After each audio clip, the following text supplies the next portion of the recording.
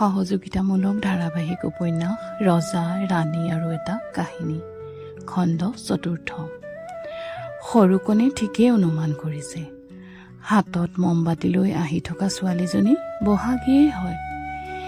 সেই সময়তে প্ৰচণ্ড শব্দৰে নদীৰ ঘাটত ৰিঙিয়াই দেউদি গৈছিল এজাক বিজুলী ঢেৰেকণি। বহাগীয়ে খৰখোজেৰে উভতনি বাটেৰে আগবাঢ়িল।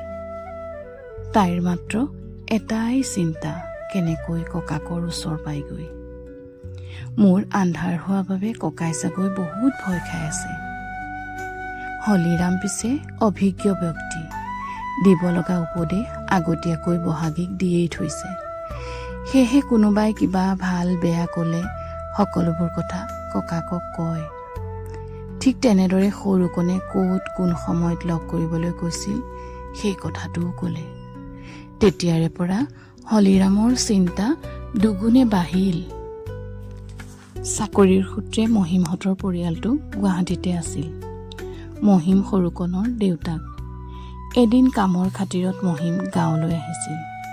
আহিলে যেতিয়া ডাকৰ পৰা ঘাটটো চাই যাওঁ বুলি এপাক ওলাই গৈছিল। সেই সময়তে মুষলধাৰে দি থকা বৰষুণকো নেওচি সি গৈছিলহে মাত্ৰ। হঠাৎ বাঢ়ি অহা বানপানীয়ে মহিমক চিৰকাললৈ ক্ষণিকতে লৈ গ'ল।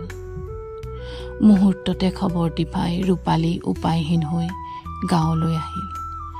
কিছুদিন ধৰি ঘৰখনত অশান্তিয়ে বিৰাজ কৰিলে। ৰূপালী দুমোজাত। সেই মানুহগৰাকী উপায় নেপাই গুৱাহাটীলৈ গৈ পুনৰ একেবাৰে উভতি আহিল যদিও মনৰ মাজত এসোপা হোৱা নোহোৱা মনে সজা চিন্তাৰে আছুতীয়াকৈ থাকিল। তাকো নিজৰ ঘাই ঘৰত নাথাকি আছুতীয়াকৈ ঘৰ সাজি বেলেগকৈ থাকিবলৈ ল'লে। হলিৰামৰ কথামতে বহাগীয়ে বৰমা বুলি সম্বোধন কৰি ৰূপালীক মাতিছিলহে। ৰূপালীয়ে খঙতে একো নাই হৈ খেদিয়ে আহিল। ঐ তই কাক মাতিছ? মই তোৰ কি হয়? জহৰীজনী কৰবাৰ বৰমা ক'বলৈ আহিছ? আজিয়ে শুনিল, তই মোক নামাতিবি, শুনিলিনে?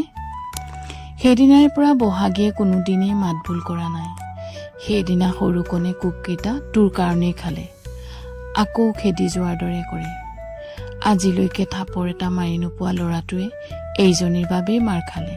মুখেৰে বকি বকি কৈ যায়, মোৰ ল'ৰাৰ লগতহে খেলা ধূলা কৰে, আজিৰ পৰা দেখিলে তোক চাবি কি কৰিম। বহাগীয়ে চকু চলচলীয়া কৰি আঁতৰি গ'ল। মহান হৃদয়ৰ হলিৰামে ভাবিছে, নাৰীয়ে নাৰীৰ শত্ৰু বুলি কোৱাহে শুনিছোঁ, কথাটো একেবাৰে সঁচা। আনহাতে নাৰী হেনো মমতাময়ী। ইফালে সৰুকণে বিহুসুৰীয়া গীতত গাইছে, যৌৱনে আমনি নকৰা হ'লে নেচালোহেঁতেন তোমাৰ ফালে। সি কিমান যে কি কৰিছে লগ পাবৰ বাবে। কেতিয়াবা মাকলৈও মনে মনে খং উঠে। আজি ভাবিছে যি হয় হ'ব, লগ কৰিবলৈ যামেই। সেই বুলি ধুনীয়া চোলাটো পিন্ধি সি আজি ওলাইছে বহাগীক লগ কৰিবলৈ।